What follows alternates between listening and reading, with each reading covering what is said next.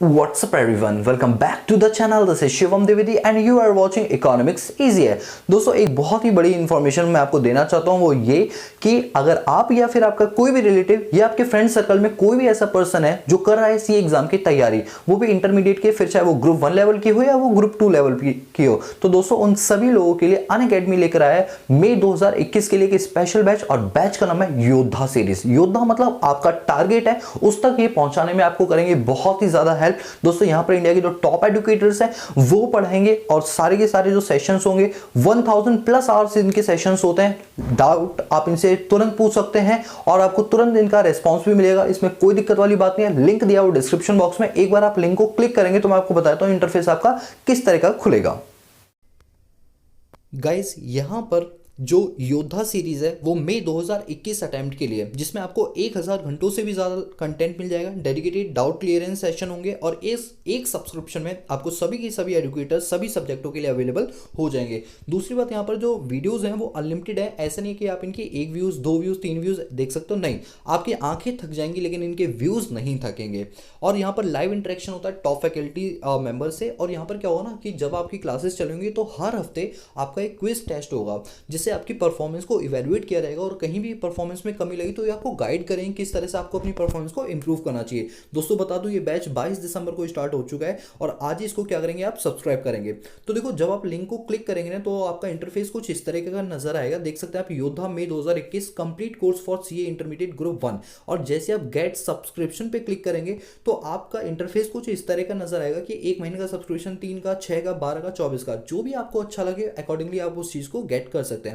लेकिन दोस्तों यहां पर बता दूं कि जो इनके सब्सक्रिप्शन है ना, अगर आपको डिस्काउंट चाहिए वो भी 10% का, तो नीचे आप देख रहे हैं हैव अ रेफरल कोड। इस रेफरल कोड पे आप डाल सकते हैं EEH10। क्या डालेंगे? EEH10, तो आपको सीधा सीधा 10% का डिस्काउंट मिल जाएगा। आप देख सकते हैं यहाँ पर हमारे पास डायरेक्ट टैक्स की फैकल्टी मेंबर है, इनडायरेक्ट टैक्स की फैकल्टी मेंबर है, बहुत ही बढ़िया। इनके बारे में डिटेल जानिए तो देखिए डिटेल भी यहाँ पर दे रखी है, और 100% इंग्लिश बैच है, फ्लुएंट इंग्लिश है, कभी भी आपको कोई दिक्कत नहीं आएगी। दोस्तों सबसे खास बात यह कि आज 22 तारीख को शाम 7 बजे इंडिया में जो रैंक होल्डर हैं, जिन्होंने सी में रैंक हासिल की थी नवंबर 2018 अटेम्प्ट में, वो लाइव आने वाले हैं और आपको ये बताने वाले हैं कि किस तरह से सीए के एग्जाम को क्रैक करना चाहिए, वो भी पहले अटेम्प्ट में। और ये ऑलरेडी रैंक होल्डर हैं, तो इनकी जो स्ट्रेटेजीज है वो अगर आप एक्सेप्ट करोगे और अपने लिए अपनाओगे तो कहीं ना कहीं आपको सक्सेस जरूर मिलेगी। तो अधिक जानकारी के लिए लिंक दिया हुआ है डिस्क्रिप्शन बॉक्स में, एक बार विजिट जरूर करना।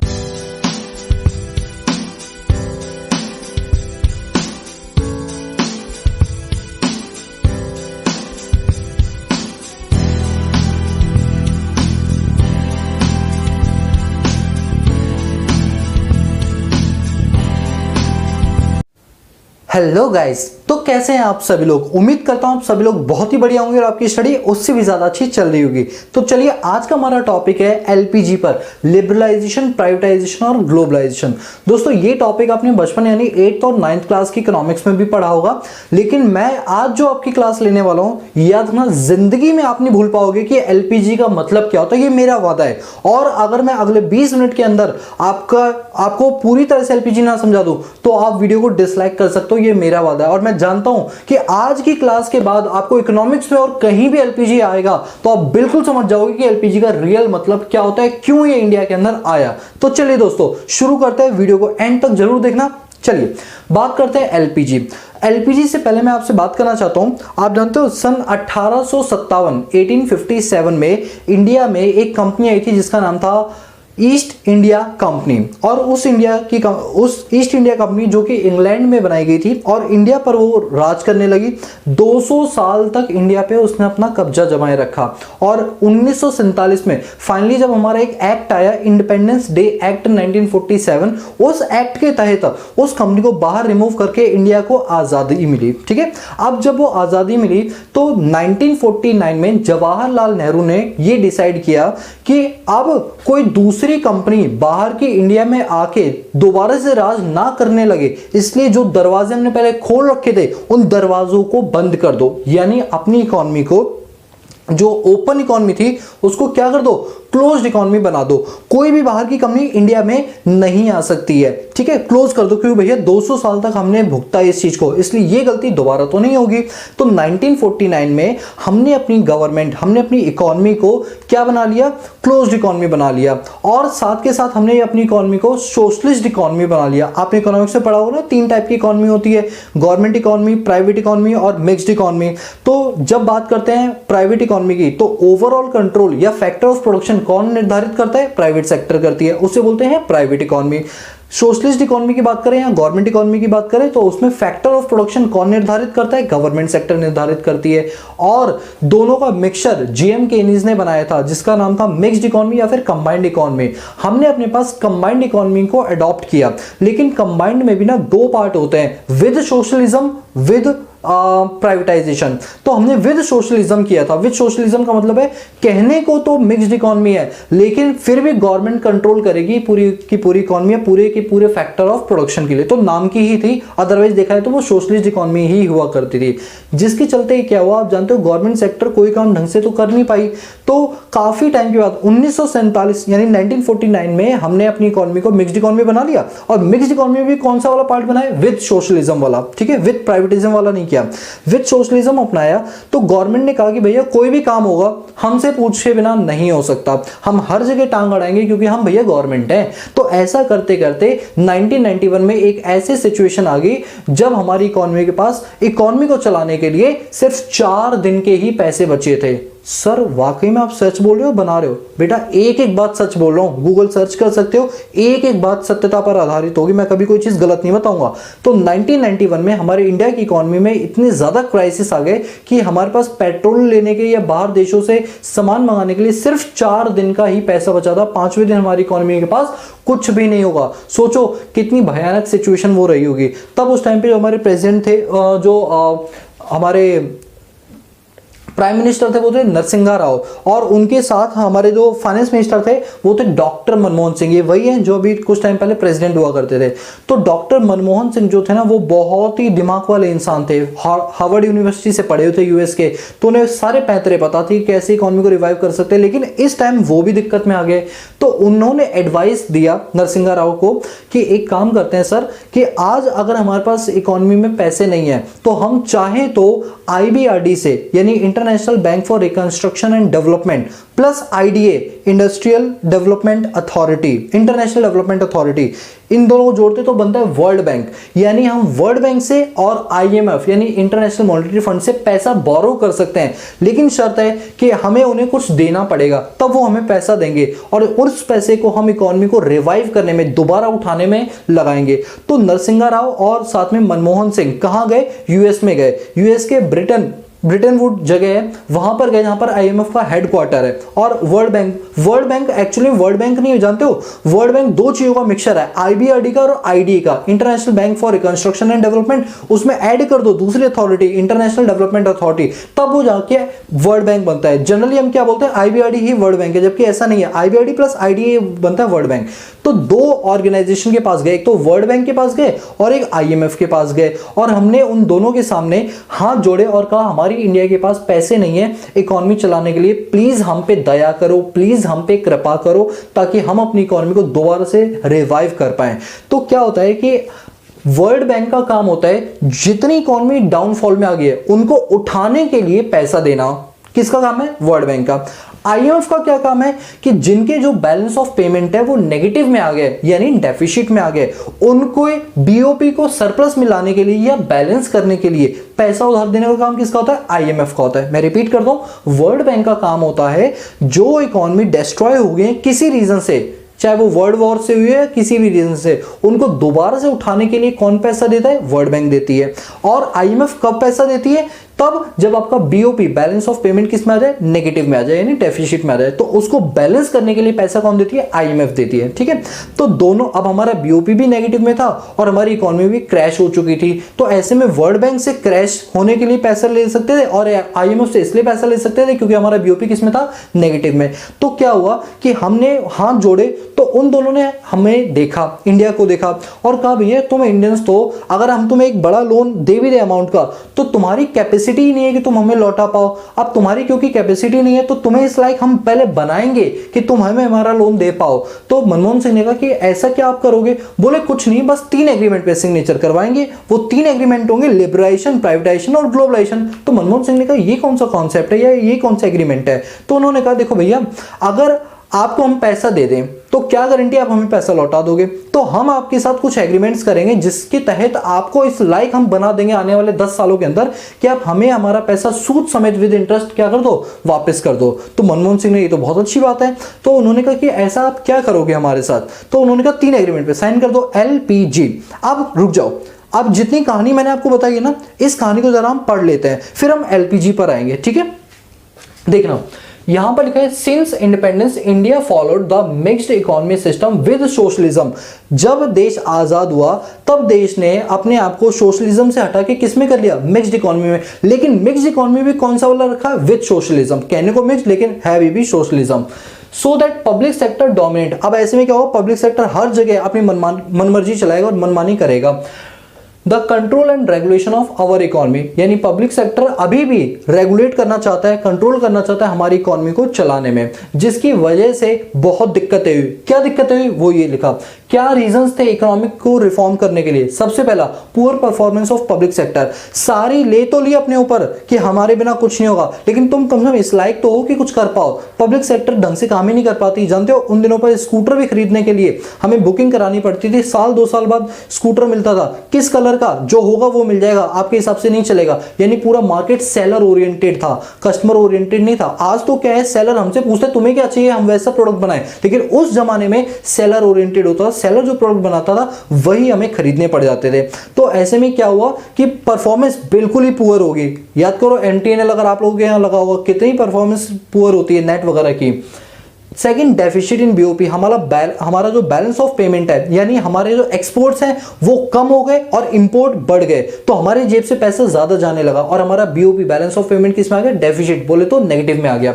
तीसरा, इन्फ्लेशनरी प्रेशर। जब BOP नेगेटिव में आ गया तो हमने और जगहों से पैसा बोरो करना शुरू कर दिया, छोटे छोटे लेवल पे। जब बोरो किया तो हमें इंटरेस्ट पे करना पड़ा, इंटरेस्ट पे करना पड़ा तो हमारे ऊपर एक प्रेशर, इन्फ्लेशनरी प्रेशर, महंगाई का प्रेशर झेलना पड़ गया।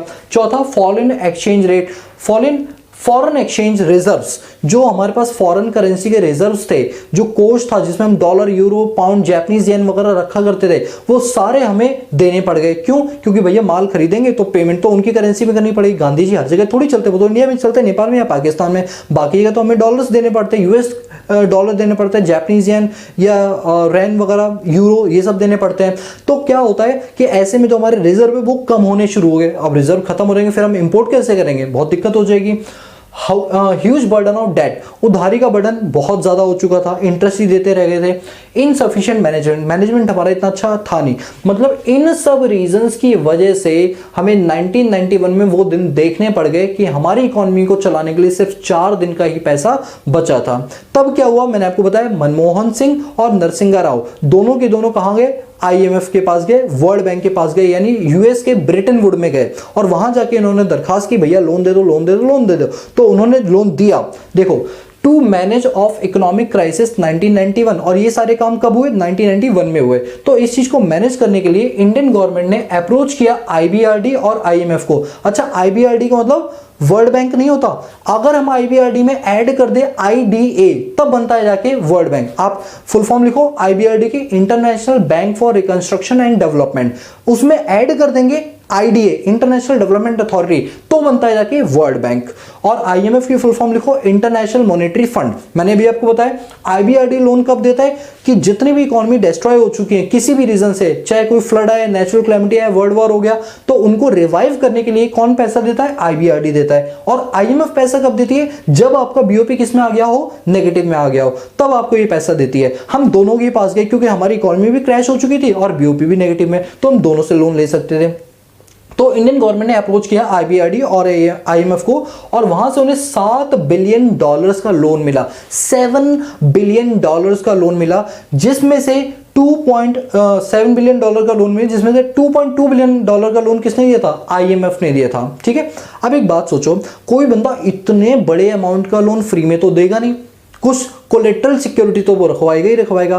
तो उस टाइम हमारे पास कोलेट्रल सिक्योरिटी के रूप में क्या था ले देके, सिर्फ गोल्ड था, सोना था हमारे पास। तो जानते हो मैं आपको हकीकत बता रहा हूं, मतलब मेरे दादाजी खुद ये बात बताया करते थे कि वो उस टाइम पर एयरपोर्ट से कहीं जा रहे थे, ट्रैवल कर रहे थे, और उन्होंने देखा कि एयरपोर्ट पे कई सारे एयर इंडिया के प्लेन हैं और उस प्लेन के अंदर आरबीआई की पोट्री बना के, मतलब बॉक्स बना बना के, जैसे बक्सा होता है ना, बॉक्स बना बना के आरबीआई उस पे लिखा हुआ है, वो प्लेन में रखे जा रहे थे और हाई सिक्योरिटी अलर्ट था। इतनी ज्यादा सिक्योरिटी थी कि बता नहीं सकते। उन्होंने मुझे खुद बताया और बताया कि बाद में पता चला कि वो बॉक्स के अंदर, बड़े बड़े कंटेनर्स के अंदर सारा का सारा देश का सोना रखा हुआ था। और सोना रातों रात के टाइम किया गया, क्योंकि दिन में अगर पता चल जाती ना लोगों को तो भैया हड़कंप मच जाता कि इंडिया का सोना दे देने का मतलब है इंडिया दे दिया आपने। इंडिया के पास क्या है ले देके, उस टाइम पे सोना ही तो था, गोल्ड ही तो था। गोल्ड दे दिया फिर तो इंडिया का वजूद ही खत्म हो गया। और अगर जनता को पता चलता बड़ी दिक्कत हो जाती। तो चुपके चुपके इन लोगों ने अंदर ही इंटरनल मैटर गवर्नमेंट ने किया और रातों रात इंदिरा गांधी एयरपोर्ट जो कि दिल्ली में स्थित है, वहां पर इन्होंने क्या किया, प्लेन के थ्रू एयर इंडिया का प्लेन तैयार किया, 3-4 प्लेन तैयार किया और उसमें जितना भी गोल्ड था, और जितना का मतलब 63 टन, ये सॉरी 67 टन, 67 टन सोना हमने उस कंटेनर में भर के गिरवी के रूप में दे दिया, मतलब गिरवी कोलेट्रल सिक्योरिटी के रूप में दे दिया। तब जाके उन्होंने हमें कहाँ गया $7 बिलियन और $2.2 बिलियन का क्या दिया, लोन दिया। सोचो कितनी गंदी कंडीशन होगी। कल को अगर हम लोन नहीं दे पाए तो सारा सोना चला गया, और अगर देश पे सोना ही नहीं बचा तो समझो देश तो लुट गया। अगर चाहता तो यूएसए इंडिया को यूएस का पार्ट बना लेता, इंडिया नहीं रहता, वो यूएस बन जाता। यानी इतनी गंदे सिचुएशन आ गई थी। तब हमने जाके उनसे लोन लिया। लेकिन मनमोहन सिंह को आप छोटा मोटा इंसान मत समझना। आप समझते हो मनमोहन सिंह बोलते कम है, लेकिन जब वो बोलते हैं तो बात बोल जाते हैं, ये समझो। बोलते कम है नो डाउट, क्योंकि मनमोहन सिंह हार्वर्ड यूनिवर्सिटी के पढ़े हुए स्टूडेंट हैं।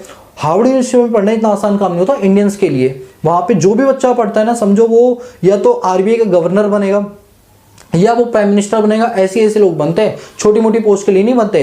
लेकिन वही बात है, मनमोहन सिंह के पीछे सोनिया गांधी थी जो उन्हें चलाना चाहती थी, और मनमोहन सिंह इकोनॉमिस्ट थे, वो अपने हिसाब से चलना चाहते थे। तो क्रैशेस आ गए दोनों के बीच में, फ्रिक्शंस आ गया दोनों के बीच में, जिसके चलते सरकार ज्यादा टाइम तक चल नहीं पाई। वरना मेरा पर्सनल ओपिनियन है कि Manmohan Singh was the greatest finance minister in India. बहुत ही अच्छे फाइनेंस मिनिस्टर थे इंडिया के, और उनकी लिखी हुई बुक इकोनॉमिक्स की वो चलती है हार्वर्ड यूनिवर्सिटी में, यूएस के हार्वर्ड यूनिवर्सिटी में। मनमोहन सिंह के राइटर की बुकें चलती है, जो खुद मनमोहन सिंह ने बुकें लिखी हैं। सोचो कितने अच्छे वो होंगे। तो चलो खैर, ये तो एक अलग चीजें हैं। तो यहां पर आपको ये समझ आया कि आखिर 1991 में ऐसा हुआ क्या था जिसके चलते हमें बाहर लोन लेना पड़ा। ठीक है दोस्तों, आपको ये चीज समझ आ गई कि लोन क्यों लेना पड़ा। तो अब हम बात करते हैं एलपीजी, यानी लिबरलाइजेशन, प्राइवेटाइजेशन और ग्लोबलाइजेशन, एक एक करके। चलो, इकोनॉमिक रिफॉर्म पॉलिसी 1991 कितनी थी, एल, पी और जी, लिक्विड पेट्रोलियम गैस नहीं, लिबरलाइजेशन, प्राइवेटाइजेशन और ग्लोबलाइजेशन। लिबरलाइजेशन का क्या मतलब था, देखो लिबरल का मतलब होता है, आप ब्रैकेट में लिख लो हिंदी में, आसान बनाना। लिख लो, प्लीज लिख लो यार, क्योंकि जब आप लिख लोगे ना तो वीडियो बार बार देखने की जरूरत नहीं पड़ेगी, उस हिंदी वर्ड से आपको बहुत कुछ समझ आ जाएगा। तो लिबरल का मतलब क्या होता है, आसान बनाना। क्या होता है, आसान बनाना। अब हमने चीजें आसान की कितने सेक्टर में, 5 सेक्टर में, industrial sector, financing sector, tax reform, trade and investment and foreign exchange. In 5 sector में हमने क्या क्या चीजों को आसान बनाया। सर समझ में नहीं आया तो मैंने तो अभी पढ़ा ही नहीं, समझ में कैसे आ जाएगा। चलो, सबसे पहला है इंडस्ट्रियल सेक्टर। आखिर किस तरीके से लिबरलाइजेशन के थ्रू हमने इंडस्ट्रीज को आसान बनाया। सबसे पहला है रिड्यूसिंग इन लाइसेंसिंग। पहले क्या था, 1991 से पहले अगर आप कोई भी इंडस्ट्री खोलना चाहते हैं तो आपको कपल ऑफ रूल्स और नंबर ऑफ रेगुलेशंस मानने पड़ते थे, जिसमें क्या होता था कि एक इंसान एक इंडस्ट्रियलिस्ट ट्रैप हो जाता था। वो पूरे टाइम रूल्स एंड रेगुलेशन को फॉलो करने में लगाता था और उसकी खुद की इंडस्ट्री डाउनफॉल में आके बंद हो जाती थी। यानी अब 1991 के बाद जितनी भी इंडस्ट्रीज खुलेंगी उन्हें इतने सारे रूल्स फॉलो करने की जरूरत नहीं है। हाँ, इक्का दुक्का रूल होंगे जो फॉलो करने हैं, अदरवाइज आपके रूल को रिड्यूस कर दिया गया है, जिससे आपका पूरा फोकस आपके काम पर हो पाए। और यही पॉइंट है रिड्यूसिंग इन लाइसेंसिंग। ठीक है, number 2, decrease the role of public sector. जिन जगहों पर पहले सिर्फ और सिर्फ पब्लिक सेक्टर यानी गवर्नमेंट की कंपनीज ही काम किया करती थी, अब उन जगहों पर प्राइवेट सेक्टर की भी एंट्री हो सकती है। पहले क्या होता था, अगर हम स्कूटर की बात करें तो चेतक और एलएमएल बस दो ही कंपनी होती थी, दोनों की दोनों पब्लिक सेक्टर कंपनी थे। लेकिन जैसे ही हमने कहा कि अब इस जगह पर प्राइवेट सेक्टर भी आ सकती है, तो कई सारी वेस्पा हो गई और टीवीएस हो गई और आपकी महिंद्रा हो गई, कई सारी कंपनियां आके स्कूटी और स्कूटर बनाना स्टार्ट कर दिया। तो ऐसे में पब्लिक सेक्टर के रोल को क्या कर दिया गया, रिड्यूस कर दिया गया और नए नए इनोवेटिव आइडियाज जो प्राइवेट सेक्टर के पास होते हैं उनको क्या मिला, इंकरेजमेंट मिला। नंबर 3, मेकिंग एमआरटीपी एक्ट मोर लिबरल का क्या मतलब है? एमआरटीपी का मतलब है, फुल फॉर्म लिखो, monopoly restrictive trade practices. MRTP की फुल फॉर्म है मोनोपोली रेस्ट्रिक्टिव ट्रेड प्रैक्टिस। कहा जाता है कि अगर एक मोनोपोली को क्रिएट करना है तो वो गलत नहीं है, बट मिसयूज ऑफ मोनोपोली गलत है। मोनोपोली मतलब एक व्यक्ति अगर कोई चीज बेच रहा है तो वो कोई दिक्कत नहीं, वो बेच सकता है, अब मोनोपोली का पावर उठा सकता है, लेकिन उसका मिसयूज नहीं करना चाहिए। इसलिए कहा गया monopoly is not bad but misuse of monopoly is bad. देखो एमआरटीपी एक्ट में ना कई सारी चीजें लिखी हुई थी कि आपको ये नहीं करना, वो नहीं करना, ये करना है तो वो करना पड़ेगा, इतने सारे रूल्स थे। हमने उन सारे रूल्स को रिड्यूस कर दिया। दोस्तों अब अगर आप मुझसे पूछो क्या अभी एमआरटीपी एक्ट है, मैं कहूंगा नहीं, अभी एमआरटीपी एक्ट नहीं है, इसके टुकड़े टुकड़े करके बांट दिए गए। इसका एक टुकड़ा था रेस्ट्रिक्टिव ट्रेड प्रैक्टिस का, उसको हमने बना दिया कॉम्पिटिशन एक्ट 2002। इसका दूसरा टुकड़ा था, उसको हमने कंज्यूमर प्रोटेक्शन एक्ट कोपरा बना दिया। यानी एमआरटीपी एक्ट को उस टाइम पर 1991 में हमने कई सारे चेंजेस किए, बट करंट टाइम में 2021 के अंदर क्या है, इसको हमने टुकड़ों में बांट दिया। पहली बांट दिया था 2003 में, 2002 में, ऐसे तो हमने कितने टुकड़े बांट दिए, कंपटीशन एक्ट में बांट दिया इसको, और एक हमने बांट दिया आपका कंपटीशन एक्ट हो गया, कंज्यूमर प्रोटेक्शन एक्ट कोपरा, ठीक है, उसमें बांट दिया। तो हमने क्या किया, एमआरटीपी एक्ट में जो चीजें लिखी थी उनको और आसान लिबरल बना दिया। चौथा है freedom of import of capital goods. पहले क्या होता था, एक इंडस्ट्रियलिस्ट गवर्नमेंट को बोलता था कि गवर्नमेंट हमें ना अपनी इंडस्ट्रीज को चलाने के लिए बड़ी बड़ी मशीनों की जरूरत है और नई नई टेक्नोलॉजी की जरूरत है, जो इंडिया के पास तो है नहीं, तो सर मुझे ना वो चीज यूएस से मंगवानी है। अब यूएस से मंगवाऊंगा तो मुझे क्या चाहिए, डॉलर्स चाहिए, जो मेरे पास है नहीं, तो सर आप प्लीज मेरे इंडियन रुपीज लो और डॉलर्स की पेमेंट आप यूएस वालों को कर दो। तो एकदम से गवर्नमेंट बोलती थी, है तुम्हें शर्म नहीं आती है, तुम हमारा इंपोर्ट बढ़ा रहे हो, इंपोर्ट की वैल्यू बढ़ा रहे हो, हमारे फॉरेन एक्सचेंज रिजर्व कम करो, चलो दफा हो जाओ यहां से। तो बेचारा इंपोर्टर जो एक्सपोर्टर था वो क्या सोचता था, भैया मुझे मशीन ही नहीं मिली, मैं प्रोडक्ट कैसे बनाऊंगा। फिर वो ले देके इंडियन मशीन से काम करेगा तो उसकी प्रोडक्टिविटी डाउन आएगी, वो कभी भी ऊपर उठ ही नहीं पाएगा। लेकिन जब लिबरलाइजेशन की बात हुई तो कहा गया कि जिन लोगों को कैपिटल गुड्स बोले तो फिक्स एसेट्स, मशीनरी वगैरह जितने भी टेक्नोलॉजिकल इंप्रूवमेंट चाहिए वो आप बाहर की कंट्री से इंपोर्ट कर सकते हो। मैं रिपीट करता हूं, जितने भी कैपिटल गुड्स हैं हम उनको बाहर से इंपोर्ट कर सकते हैं, और यही लिखा गया freedom of import of capital goods. बोलो क्लियर। तो इतनी चीजें हमने आसान बनाई किसमें, इंडस्ट्रियल सेक्टर के अंदर। बोलो क्लियर है। नाउ नंबर 2, फाइनेंसिंग सेक्टर में कैसे हम लिबरलाइजेशन को लेकर आए। देखो फाइनेंसिंग मतलब फाइनेंस, पैसों से रिलेटेड। पहले क्या था, जो आरबीआई था ना, तो आरबीआई 1948 में इसको हमने बनाया। अब जब आरबीआई था तो आरबीआई को पहले एक रेगुलेटर के रूप में लाया गया, ठीक है, रेगुलेटर जो रेगुलेट करेगा, हाँ हाँ कौन गलत काम कर रहा है, ओहो तू गलत काम कर रहा है मारूंगा भी, ये होता रेगुलेटर। हमने 1991 में आरबीआई को रेगुलेटर से बना दिया फैसिलिटेटर। फैसिलिटेटर मतलब आरबीआई अब ये देखिए कौन गलत कर रहा है और उसको बोलिए भाई तुम गलत कर रहे हो, अगर ऐसे करोगे तो तुम्हें आगे आके नुकसान होगा, हम तुम्हें बताते हैं कि ऐसा करो तो ऐसा फायदा पहुंचेगा। यानी अब वो रेगुलेटर नहीं बल्कि एज अ फैसिलिटेटर काम कर रहा है। हमने आरबीआई के रोल को क्या किया, चेंज किया, जिससे फाइनेंस जो है वो और भी ज्यादा क्या होने लगा, इनहांस होने लगा। तो वही लिखा है change in role of RBI. RBI के रोल को हमने क्या कर दिया, चेंज कर दिया। Number 2, origin of private sector banks. और तभी 1991 में से पहले हमारे पास कुछ चुनिंदा बैंक्स होती थी और वो भी पब्लिक सेक्टर बैंक होती थी, जैसे एसबीआई बैंक की बात करते हैं। दोस्तों आपको एक बात बताऊं, एसबीआई बैंक स्टार्टिंग से एसबीआई नहीं थी, 3 बैंकें थी जिनको बोलते थे प्रेसिडेंसी बैंक, जैसे bank of Maharashtra, bank of Maharashtra, bank of Bombay और बैंक ऑफ एक और है कोई बैंक, ठीक है। तो ये 3 प्रेसिडेंसी बैंक थी जो ब्रिटिशर ने खोली थी हमारे इंडिया पे। इन तीनों को मर्ज करके एसबीआई बैंक बना दिया गया था। क्या बना दिया था? एसबीआई बैंक 1955 में। मतलब इन 3 बैंकों को जोड़कर फिर एसबीआई बना था, स्टेट बैंक ऑफ इंडिया। और ये कौन सी बैंक थी? पब्लिक सेक्टर बैंक थी। उसी टाइम पर इलाहाबाद बैंक खोली गई थी, पब्लिक सेक्टर बैंक थी। तो उस टाइम पर जो भी बैंक होती थी वो पब्लिक सेक्टर बैंक हुआ करती थी, जो अपनी मनमर्जी से काम करती थी।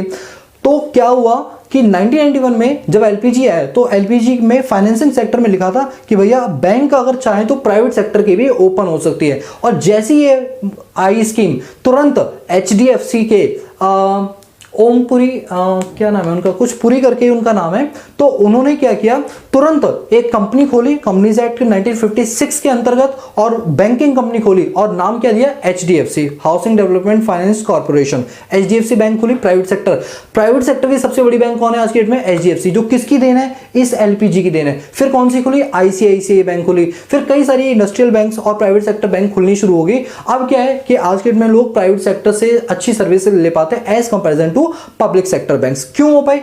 Just because of liberalisation.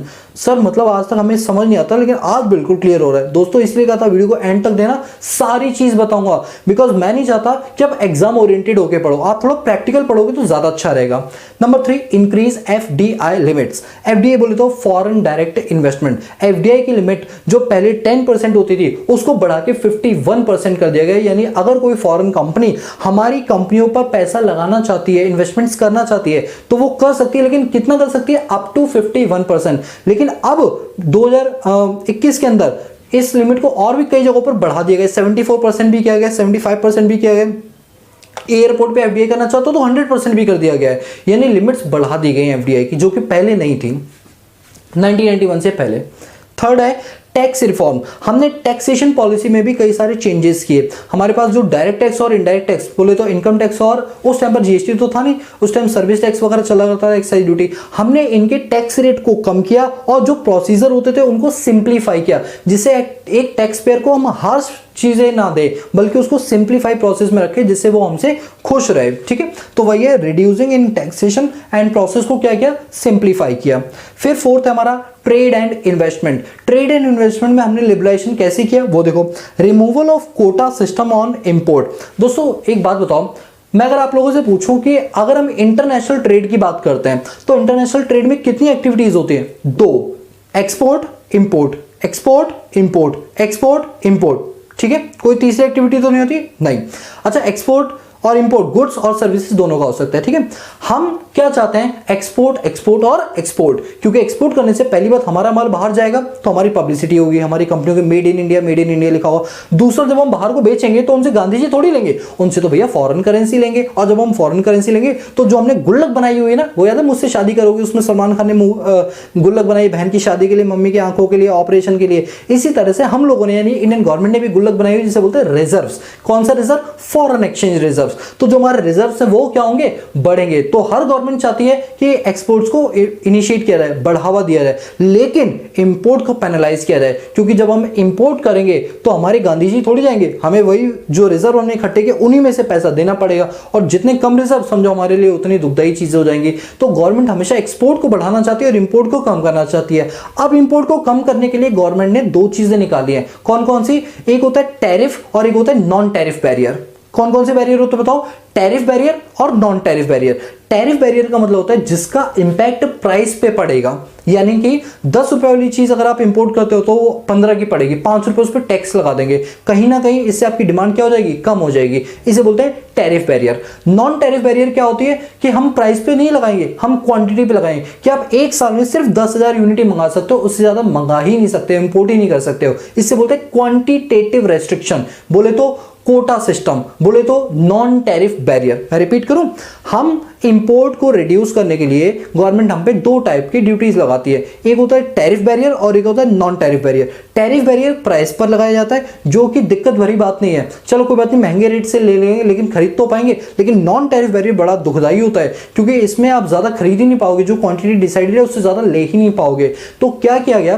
पहले हमने क्वांटिटेटिव रेस्ट्रिक्शंस ज्यादा लगा रखी थी। क्या था? 1991 से पहले हमने क्वांटिटेटिव रेस्ट्रिक्शंस ज्यादा लगा रखी थी।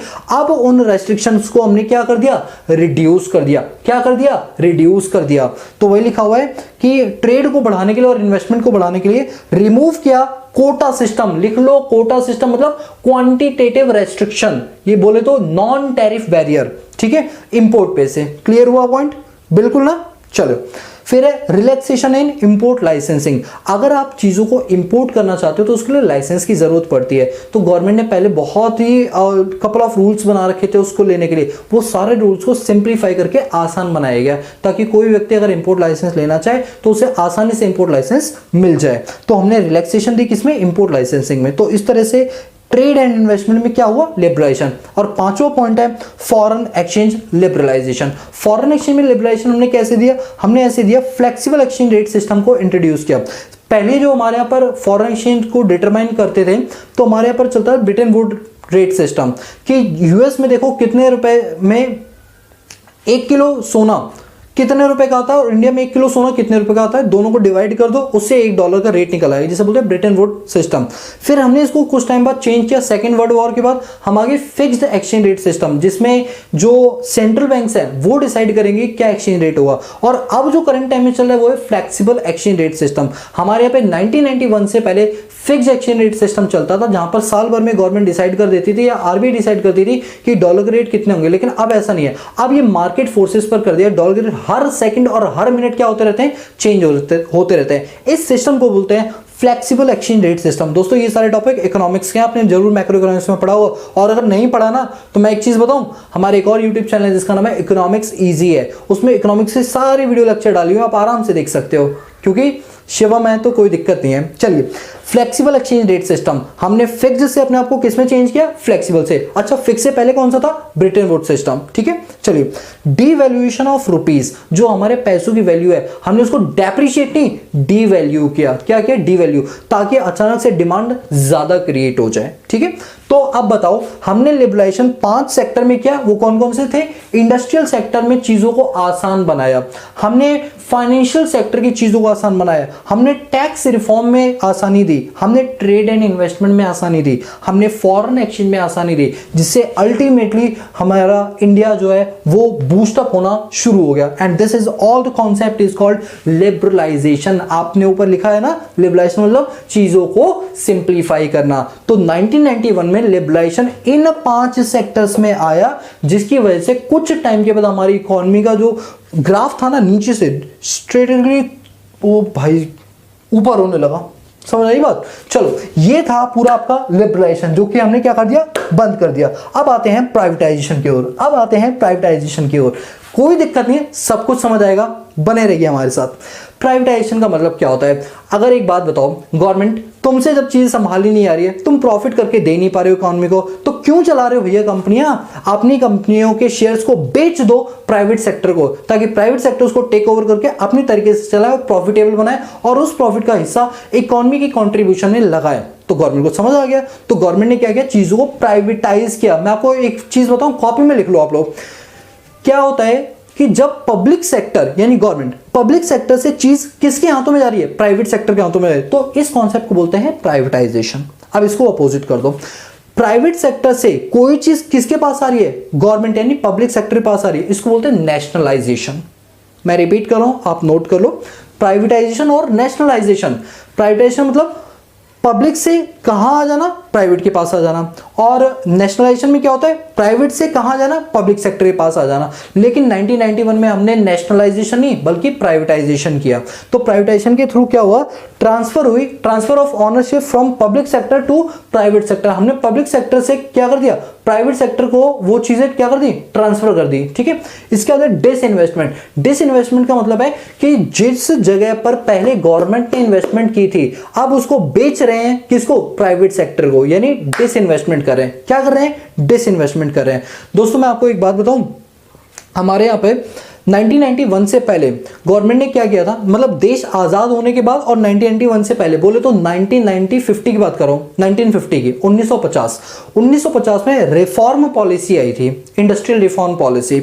उस रिफॉर्म पॉलिसी में कहा गया था, शेड्यूल ए, बी और सी थी। शेड्यूल में ए में कहा गया था कि ये 17 इंडस्ट्रीज हैं जिन पे पूरी तरह से गवर्नमेंट का कंट्रोल होगा। तो स्टार्टिंग में 17 इंडस्ट्रीज पर तो गवर्नमेंट का कंट्रोल था, लेकिन बाद में इसको रिड्यूस करके 3 कर दिया गया। 1991 जब आया था ना, तो उसको रिड्यूस करके 3 इंडस्ट्री पे कर दिया गया, और आज 2021 में ये 2 ही इंडस्ट्रीज पे सीमित कर दिया गया। यानी अब सिर्फ गवर्नमेंट के हाथों में 2 ही इंडस्ट्रीज है, बाकी सारी क्या कर दी, प्राइवेटाइज कर दी। समझ आई बात? तो पहले कितनी थी बताओ? पहले 17 इंडस्ट्रीज थी। फिर 1991 में कितनी इंडस्ट्रीज पर कंट्रोल हो गया? सिर्फ 3 पर। और वो 3 जानते हो कौन सी है? जैसे एटॉमिक एनर्जी हो गई, रेलवेज हो गई और आपके इंडियन आर्म्स हो गई। कहती है गवर्नमेंट ये 3 तो भैया हम प्राइवेट को नहीं देंगे। इंडियन आर्म्स यदि तो हर बंदा अपने घर में क्या बनाएगा, बंदूकें बनानी शुरू कर देगा। रेलवे प्राइवेटाइज को कर दी तो रेलवे के जो रेट है वो प्राइवेट सेक्टर वाले अपने तरीके से करेंगे, स्लीपर को बना देंगे, खड़ा हो क्या, चलो जो भी है वो सब कर देंगे। तो ऐसा नहीं किया गवर्नमेंट ने। लेकिन 2020 में कोरोना वायरस के चलते गवर्नमेंट के पास पैसों की पड़ गई कमी, तो गवर्नमेंट ने कहा भैया हमसे रेलवे तो नहीं संभाली जाएगी, तो रेलवे को कर दो प्राइवेटाइज। तो 3 से घट के कितनी हो गई? अब करंट टाइम में 2 हो गई। अब सिर्फ 2 कौन सी है? एटॉमिक एनर्जी, न्यूक्लियर पावर वगैरह, और दूसरा इंडियन आर्म्स। ये 2 इंडस्ट्रीज आज गवर्नमेंट संभाली, बाकी सारी की सारी उन्होंने क्या कर दी, प्राइवेटाइज कर दी थ्रू प्राइवेटाइजेशन, जो कि बिल्कुल सही हुआ। जब तुमसे नहीं संभाली तो गवर्नमेंट को दो, गवर्नमेंट संभालेगी। और वो सॉरी, गवर्नमेंट से नहीं संभाली, प्राइवेट को दो, प्राइवेट ने उसको अच्छे से टेक ओवर किया। और जानते हो प्राइवेटाइजेशन होने से कंपटीशन मार्केट में बढ़ गया।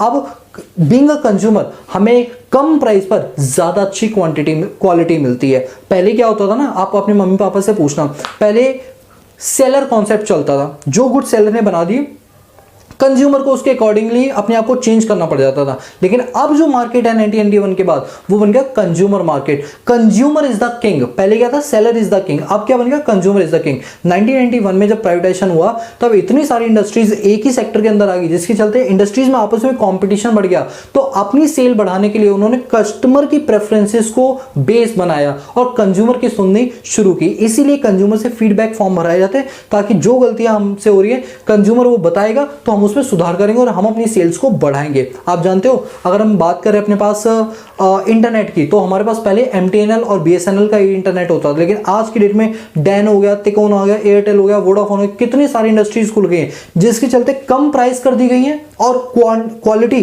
बढ़ा दी गई। अल्टीमेटली फायदा कंज्यूमर को पहुंचा। सो दिस इज कॉल्ड प्राइवेटाइजेशन। और वही यहां लिखा है रेलवे का प्राइवेटाइजेशन 2020 में, और ये बातें मैं आपको बता ही चुका हूं। बात करते हैं ग्लोबलाइजेशन। ये ग्लोबलाइजेशन पता है क्या है?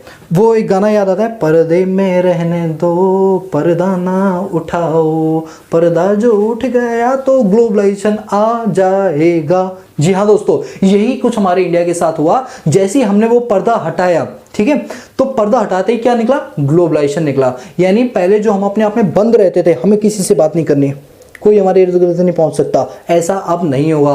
अब आप किसी से भी बात कर सकते हो, मतलब एक इंडिया का बंदा किसी दूसरे कंट्री से तालमेल बना सकता है। YouTube is the best example. अब आप बताओ, ये जो चैनल है या जो वीडियोस हैं, क्या ये सिर्फ इंडिया के लोग देख रहे हैं? नहीं, पाकिस्तान के स्टूडेंट्स भी देखते हैं, नेपाल के भी देखते हैं, भूटान के भी देखते हैं, श्रीलंका के भी देखते हैं और बांग्लादेश के भी देखते हैं, क्योंकि उनके यहाँ पर हिंदी समझ में आ जाती है।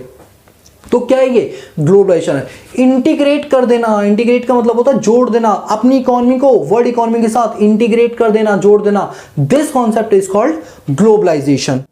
तो जब हम इंटीग्रेशन करते हैं तो अपनी इकोनॉमी को वर्ल्ड इकोनॉमी के साथ क्या करते हैं, जोड़ते हैं, जिससे हम उनके रिसोर्सेज का भी बेनिफिट अपने रिसोर्सेज के साथ मिला दें तो मोर बेनिफिट मिलता है। चलिए पढ़ते हैं।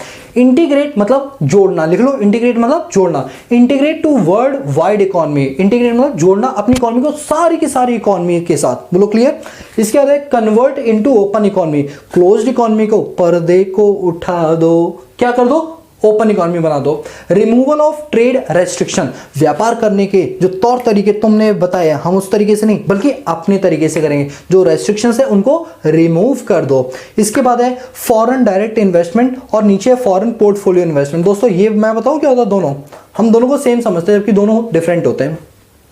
सुनो, फॉरेन, अगर एक फॉरेनर हमारे इंडिया में इन्वेस्टमेंट करना चाहता है और वो हमारी इंडिया के कंपनी पे इन्वेस्टमेंट करना चाहता है, कंपनियों पे, और कंपनियों में वो चाहता है कि वो मालिकाना हक ले, वो स्टेक होल्डिंग चाहता है, तो जो उसके द्वारा इन्वेस्टमेंट की जाएगी उसको बोलते हैं फॉरेन डायरेक्ट इन्वेस्टमेंट। जैसे एक अमेरिकन ने हमारी इंडिया की लैंड पे पैसा लगाया और लैंड पे पैसा लगा के उसने बिल्डिंग बनाई, कंपनी बनाई, तो उसके द्वारा जो इन्वेस्टमेंट की गई उसे बोलते हैं फॉरेन डायरेक्ट इन्वेस्टमेंट, जो जनरली 10% से ज्यादा के लिए होती है। कितने से? 10% से ज्यादा के लिए होती है। इसके बाद आता है foreign portfolio investment. Foreign portfolio investment मतलब अगर एक फॉरेनर इंडिया में पैसा लगाना चाहता है सिर्फ प्रॉफिट के ऑब्जेक्टिव से, उसे स्टेक होल्डिंग, उसे ऑनरशिप से कोई मतलब नहीं है, सिर्फ पैसे कमाने से मतलब है, तो वो इंडिया के शेयर्स पे पैसा लगाएगा, सिक्योरिटीज पे पैसा लगाएगा, उसे बोलते हैं फॉरेन पोर्टफोलियो इन्वेस्टमेंट, जो जनरली 10% से कम होती है। अच्छा सर, अब हम समझ गए, यानी अगर कोई फिरंगी हमारी इंडिया पे स्टेक होल्डिंग चाहता है, ऑनरशिप चाहता है और वो 10% से ज्यादा लगाना चाहता है पैसा, तो वो क्या कहलाती है? Foreign direct investment. और दूसरा केस कि अगर कोई फिरंगी हमारे यहाँ पर पैसा लगाना चाहता है प्रॉफिट कमाने के लिए, उसे कोई स्टेक होल्डिंग, कोई ऑनरशिप से मतलब नहीं है, वो किसी पे भी रहे, सिर्फ पैसा कमाना है उसे, तो वो जो पैसा लगाता है वो 10% से कम लगाता है, तो उसे बोलते हैं फॉरेन पोर्टफोलियो इन्वेस्टमेंट। जी हाँ, बिल्कुल सही समझे आप। तो ये पॉसिबल कब हो पाया? जब हमने अपने बंद दरवाजे खोल दिए, यानी ग्लोबलाइजेशन कर दिया। बोलो क्लियर। अब लास्ट पॉइंट आता है issue of ADR and GDR. लिख लो आप लोग। एडीआर का मतलब होता है अमेरिकन डिपॉजिटरी रिसीट और जीडीआर का मतलब होता है ग्लोबल डिपॉजिटरी रिसीट। बहुत ही इंपॉर्टेंट टर्म्स है। बीइंग अ कॉमर्स स्टूडेंट अगर आपको ये टर्म्स नहीं पता तो समझो फिर आप कॉमर्स में पढ़ना बेकार है, आर्ट्स में शिफ्ट हो जाओ। लेकिन आप जानते हो हमारे चैनल पे आए हो तो भाई हम तो पूरा आपको ट्रेंड करके भेजेंगे। एडीआर और जीडीआर सुनो क्या होता है। देखो, एडीआर और जीडीआर का मतलब ये होता है, ADR American depository receipt, GDR global depository receipt. अब क्या है कि इंडिया की कंपनी इस लेवल पे है कि वो फॉरेन से भी पैसा इकट्ठा कर सकती है। जैसे हमारी इंडिया की कंपनी को पैसों की जरूरत होती है, फाइनेंस की जरूरत होती है, वो क्या करती है? शेयर्स इशू करती है, बैंक लोन लेती है। अब जब शेयर्स इशू करती है तो वो इंडिया के लोगों के लिए करती है। लेकिन अगर मान के चलो इंडिया की कंपनी को फॉरेन इन्वेस्टर से पैसा रेज करना है थ्रू शेयर्स, थ्रू सिक्योरिटी, तो क्या वो शेयर इशू करेगी? हाँ, वो शेयर इशू करेगी, लेकिन उस शेयर का नाम हो जाता है एडीआर या जीडीआर। अगर पैसा अमेरिका के किसी पर्सन से रेज किया जाएगा तो क्या इशू होगा? ADR, American depository receipt. और अमेरिका के अलावा किसी कंट्री से पैसा रेज करना है तो क्या इशू करेंगे? जीडीआर। सर एक बात बताओ, जीडीआर ही क्यों नहीं रखा, एडीआर क्यों बना दिया? देखो, अमेरिका वाले थोड़े अपने चौड़ में रहते हैं। अमेरिका वाले कहते हैं हम सबसे अलग है, इसलिए हमारा कॉन्सेप्ट थोड़ा अलग होगा, इसलिए हमें एडीआर लाना पड़ा। वरना जीडीआर और एडीआर में कोई फर्क नहीं है। बस एक माइनर सा फर्क क्या है कि जब हम पैसा सिर्फ अमेरिकन सिटीजन या अमेरिकन कंपनी से रेज करते हैं तो हमें उन्हें शेयर्स जो इशू करने पड़ते हैं उसको क्या बोलते हैं? एडीआर। और अमेरिका के अलावा कोई दूसरा सिटीजन है, मान लो यूके का है, कनाडा का है, ऑस्ट्रेलिया का है, बीजिंग का है, श्रीलंका का है, वहां के कंपनियों से या वहां के लोगों से पैसा रेज करना है तो हम जो शेयर इशू करते हैं उसे क्या बोलेंगे? सबको जीडीआर बोलेंगे। लेकिन अमेरिका वालों से अगर लेंगे तो क्या बोलते हैं? एडीआर। बस दोनों बिल्कुल सेम है, नाम का फर्क है। ये एडीआर और जीडीआर का कॉन्सेप्ट कब इशू हो पाया? जब हमारे यहाँ ग्लोबलाइजेशन का कॉन्सेप्ट है। उससे पहले तो हम नहीं कर पाते थे, उससे पहले तो इंडिया से ही पैसा रेज करते थे, इंडिया के लोगों से। But through globalisation we can possible to issue ADR and GDR. बोलो क्लियर हुआ? So this is all about L, P and G. जानते हो, जब हमने इतनी सारी चीजें कर ली, तो आपको क्या लगता है कि हमने जो यहां पर ये देख रहे हो 7 बिलियन और 2.2 बिलियन डॉलर का जो लोन लिया था, क्या हमने वापस कर दिया होगा? The answer is yes. हमने अगले 1991 के बाद 10 सालों के अंदर ही उनको पैसा सूद समेत वापस कर दिया। यानी कि इन एलपीजी के तहत हमने अपने आप को इस लायक बना लिया, इतनी सारी चीजें हमने अच्छी कर दी। अचानक से इंडस्ट्रीज बूस्टअप होनी शुरू हो गई, पैसा कमाना शुरू कर दिया, बाहर की कंपनियां इंडिया में आना शुरू हो गई। मैकडोनल्ड्स ले लो, बर्गर किंग ले लो, पिज़्ज़ा हट ले लो, डोमिनोज ले लो, ज़ारा ब्रांड ले लो, वीएल ले लो, और आपका जितने भी फॉरेन ब्रांड्स हैं, ज़ारा वगैरह, ये एडिडास हो गई, सारी फॉरेन ब्रांड्स हैं। थ्रू ग्लोबलाइजेशन, थ्रू लिबरलाइजेशन उन लोगों ने अपना सेटअप इंडिया में भी किया। तो अल्टीमेटली हमारे इंडिया का जो ग्रॉस डोमेस्टिक प्रोडक्ट है वो बढ़ा, पर कैपिटा इनकम बढ़ी, और हमने उनको सूद समेत लोन वापस कर दिया। जानते हो, जब ये लोन मनमोहन सिंह ने लिया था, तो जब मनमोहन सिंह पार्लियामेंट में आए थे लोन लेने के बाद, तो पार्लियामेंट में कांग्रेस, मनमोहन सिंह तो कांग्रेस से थे, तो बीजेपी के अटल बिहारी वाजपेयी ने कहा था कि मनमोहन सिंह तुमने ये बिल्कुल भी अच्छा नहीं किया, ये काम करके तुमने देश को दोबारा बेच दिया और हमारा देश यूएस का दोबारा से यूएस का गुलाम बन गया। पहले यूके का था, अब यूएस का हो जाएगा। तो मनमोहन सिंह ने कुछ नहीं कहा। आप जानते हो वो ज्यादा कुछ बोलते नहीं, वो करने में विश्वास रखते हैं। उन्होंने एक वर्ड बोली थी इसके बाद, वेट एंड वॉच। और 6 साल के बाद वेट एंड वॉच का रिजल्ट आप देख रहे हो कि आज बीजेपी की सरकार है और आज भी जिसके लिए वो अपोजिशन में खड़े थे उस टाइम पे कि एलपीजी नहीं आनी चाहिए, और आज वो भी एलपीजी का जो है समर्थन करते हैं और आज भी एलपीजी चल रहा है हमारे इंडिया के अंदर। यानी एलपीजी अगर हम ये आज़ादी पे ले आते हैं ना एलपीजी का कॉन्सेप्ट, तो हमारा इंडिया आज की डेट में डेवलपिंग नहीं डेवलप्ड कंट्री होता। लेकिन चलो कोई बात नहीं, देर है पर दुरुस्त है, एटलीस्ट हमने अपने आप को संभाल तो लिया। यानी जिस साल आप पैदा हुए हो वो बहुत ही अच्छा साल था कि आप एलपीजी के बाद पैदा हुए, उससे पहले होते ना तो दुनिया ही अलग होती। पूछना कभी अपने दादाजी और पापा से, वो जरूर आपको बताएंगे ये सारी कहानी ऐसे ही हुआ करती थी। सो यहाँ पर मैं उम्मीद करता हूं आपको एलपीजी का जो कॉन्सेप्ट है वो पूरी तरह से क्लियर हो गया होगा। चलिए तो बात करते हैं कि वो क्या क्या अच्छी चीजें रही। देखो सबसे पहली बात तो यहां पर दे रखी है कि जब एलपीजी 1991 में आया तो पॉजिटिव इंपैक्ट तो कई सारे पड़े, जिसमें चुनिंदा है। सबसे पहला है इंक्रीज कंपटीशन। सोचो जब प्राइवेटाइजेशन आया तो कई सारी कंपनियां इंडिया के अंदर आई, जब वो इंडिया के अंदर आई तो उन्होंने काम करना शुरू किया, और जब काम करना शुरू किया तो उन्होंने जो हमारी एग्जिस्टिंग फर्म्स थी उनको एक अच्छा खासा कंपटीशन दिया, जिसके चलते फायदा कंज्यूमर को मिला। ज्यादा कंपनियां हो गई तो ज्यादा प्रोडक्ट आ गया, ज्यादा क्वालिटी आ गई, अच्छी क्वालिटी आ गई, और प्राइस को क्या करना पड़ा, कम करना पड़ा। ठीक है, वही लिखा है competition has increase for Indian firm due to entry of foreign companies. कई सारी फॉरेन कंपनीज इंडिया में आई जिसकी वजह से इंडियन कंपनीज के ऊपर कंपटीशन का बर्डन ज्यादा बढ़ गया। जैसे टेलीकम्युनिकेशन की बात करें तो हमारे पास पहले बीएसएनएल और एमटीएनएल था, फिर एयरटेल आ गई, वोडाफोन आ गई, आइडिया आ गई, यूनिनॉर आ गई, डोकोमो आ गई, एयरसेल आ गई। इतनी सारी इंडस्ट्रीज इंडिया के अंदर इंट्रोड्यूस हो गई जिससे कंपटीशन बढ़ गया। बैंकिंग सेक्टर की बात करें तो प्राइवेटाइजेशन के थ्रू एचडीएफसी, आईडीबीआई, आईसीआईसीआई, देना बैंक, लेना बैंक, यूको बैंक, ये सारी बैंकें इंट्रोड्यूस हो गई। इंश्योरेंस सेक्टर की बात करें तो पहले सिर्फ एलआईसी हुआ करती है, आज की डेट में आईसीआईसी, प्रूडेंशियल लाइफ इंश्योरेंस, पता नहीं कितने टाइप की लाइफ इंश्योरेंस कंपनी इंडिया में आ चुकी है जो अच्छा खासा कंपटीशन दे रही है। सेकंड बेनिफिट मिला कस्टमर ओरिएंटेड। पहले क्या होता था कि सेलर ओरिएंटेड होता था, जो प्रोडक्ट सेलर बना देता था कंज्यूमर को वो प्रोडक्ट खरीदने पड़ते थे। लेकिन पहले जो कॉन्सेप्ट था वो सेलर इज द किंग पर था, अब कॉन्सेप्ट बदल गया 1991 के बाद। अब कंज्यूमर इज द किंग है। कंज्यूमर की जो प्रेफरेंस होती है प्रोडक्ट उसके हिसाब से बनाए थे, क्योंकि अल्टीमेटली वो प्रोडक्ट खरीदना किसको है, कंज्यूमर को। कंज्यूमर ही उस चीज के लिए खुश नहीं होगा तो फायदा क्या। तो अब कंज्यूमरिस्ट मार्केट हो गया है, तो वही लिखा हुआ है customer is the king of market, so producer produce goods as per the consumer need. Consumer need के अकॉर्डिंग गुड्स बनेंगे। एग्जाम्पल के तौर पर कंज्यूमर फीडबैक, कंज्यूमर से फीडबैक लिया जाएगा और वो बताएगा कि किन किन चीजों की कमी थी, नेक्स्ट टाइम अपने उस प्रोडक्ट जो नया लॉन्च करेंगे उसमें उन खामियों को खत्म कर देंगे। Number 3 increase in technology. Technology में रैपिडली क्या हुआ, चेंज आया कि पहले एक बात होता हमारे पर ट्रेन्स चला करती थी, लेकिन जैसी 1991 की एलपीजी पॉलिसी है उसी टाइम 1996 के अंदर मेट्रो ट्रेन का कॉन्सेप्ट स्टार्ट हो गया, जो बिल्डअप हो पाई 2002 के अंदर। 2002 के अंदर पहली मेट्रो ट्रेन चलनी शुरू हुई। अब एक बात बताओ, उसमें जो टेक्नोलॉजी है वो 4 कंपनियों ने, जर्मन, यूके, जापान और चाइना, इन 4 कंपनियों ने हमारे इंडिया के ऊपर क्या किया, एफडीआई किया।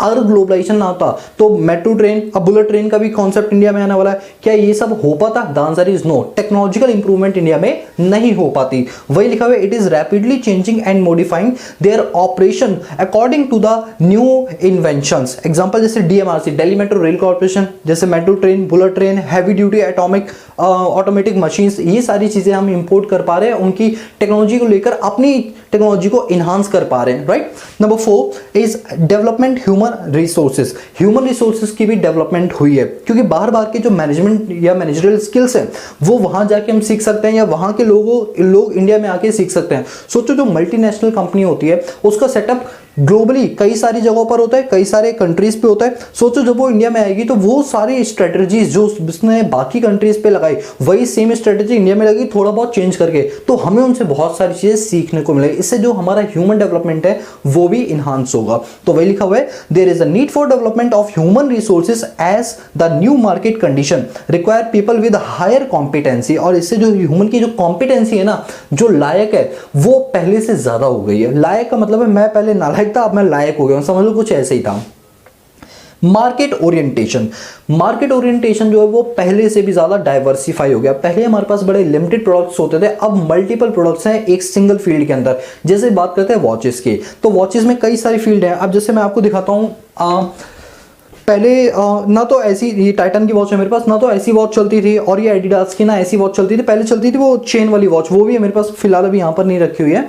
तो पहले जो वॉचेस चलती थी वो कैसी चलती थी कि चेन वाली, पहले बस यही चलती थी, फिर थोड़ी बहुत पट्टे वाली भी आनी स्टार्ट हो गई। अब क्या है कि उसके अंदर डेट वगैरह भी आने लगी है। अब तो भैया डिजिटल का ज़माना हो गया। वो डिजिटल वाली भी मेरे पास है, मैं अभी है नहीं इस टाइम। तो डिजिटल में क्या है, वो आपकी breath rate, heartbeat rate, blood pressure, हर चीज़ बताएगी। मतलब वो घड़ी कम और बाकी चीज़ें ज़्यादा है, ब्लड प्रेशर मशीन ज़्यादा है। अब इतना कुछ टेक्नोलॉजिकल इनोवेशन कर दिया जिससे ह्यूमन डेवलपमेंट कहीं ना कहीं होनी शुरू हो गई है। ये था मार्केट ओरिएंटेशन की एक फील्ड। जैसे वॉच है, अब वॉच में कई सारी वैरायटीज आपको अवेलेबल हो गई हैं। अगर आप उसकी आईफोन मतलब एप्पल वॉच की बात करो तो भाई साहब उसने तो हड़कंपी मचा रखा है। वॉच के नाम पे तो धब्बा है वो धब्बा। क्यों? क्योंकि वॉच तो उसमें थोड़ी सी है, बाकी सारा तो पूरा मोबाइल वाला फीचर दे रखा है वॉच के अंदर। यानी इतने सारे फीचर दे दिए, यानी वॉचेस में भी कई टाइप की वैरायटीज दे दी। कोई भी आइटम उठा लो उसमें आपको कपल ऑफ वैरायटीज मिल जाएगी। ये क्यों हुआ? Just because of globalisation. इसकी बात है increase of standard of living. Ultimately बात क्या हो रही है आज? जैसे क्या होता है, जैसे मैं दिल्ली में रहता हूँ, मेरा जब मन करता है, मतलब ऐसा होता नहीं है, कभी कभी मन करता है तो मैं बाहर निकल जाता हूँ मॉल्स वगैरह घूमने के लिए या कुछ सर्वे करने के लिए। मैं जनरली क्या करता हूँ ना, देखो मैं आपको अपनी एक खास बात बताऊँ, खास बात कह लो या कोई पागलपन कह लो, मैं मॉल वगैरह कभी अपने दोस्तों के साथ नहीं जाता, कभी भी। मैं अकेला ही मॉल में जाता हूँ। सर ये तो बड़े ही अदृश्य टाइप के प्राणी हो आप। बिल्कुल हाँ मैं हूँ, क्योंकि जब मैं मॉल में अकेले जाता हूँ तो मैं वहाँ मार्केटिंग के कॉन्सेप्ट सीखता हूँ जाके, किस तरह वो अपनी सेल्स को बढ़ाने के लिए फोकस करता है, किस तरह एडिडास वाले ने सामने ज़ारा को कॉम्पिटिट किया अपने प्रोडक्ट्स को लेकर, क्या वो स्ट्रेटेजीज अपनाई है। अब दोस्त के साथ जाएंगे तो गुलछर्रे उड़ाएंगे, उल्टी सीधी बातें करेंगे, लेकिन ये काम अकेले में हो पाता है। तो मैं ये सारी चीज़ें वहाँ पर देखता हूँ। एक बात हो, ग्लोबलाइजेशन ना होता तो क्या मैं मॉल्स वगैरह में इतने मल्टीपल ऑफ प्रोडक्ट देख पाता एक जगह पर, एक रूफ पे नहीं देख पाता। तो ये इससे क्या हुई, हमारी लाइफ एक्सपेक्टेंसी कह लो या फिर हमारा स्टैंडर्ड ऑफ लिविंग कह लो, वो कहीं ना कहीं क्या हुआ है, इंप्रूव हुआ है। So guys this is all about your impact of government policy, यानी एलपीजी का क्या इंपैक्ट हुआ। ओवरऑल देखे तो एलपीजी का एक पॉजिटिव इंपैक्ट गया। हाँ नेगेटिव भी क्या सर? नेगेटिव एक दो बताओ तो ना, ऐसी नॉलेज के लिए। चलो बता देता हूँ। नेगेटिव में ये क्या कि एग्रीकल्चर पे फोकस किया ही नहीं, सारा का सारा फोकस इंडस्ट्रियलिस्ट के लिए था। एग्रीकल्चर, किसानों का क्या, गरीब देश दुनिया का क्या, उसके बारे में तो किसी ने सोचा ही नहीं है। एजुकेशन का क्या, उसके बारे में तो सोचा ही नहीं है। मतलब कई सारे फैक्टर्स है जिसको नेग्लेक्ट किया गया, बट स्टिल जो फैक्टर लिए गए वो तो कम से कम सुधर गए एटलीस्ट। चलो so guys this is all about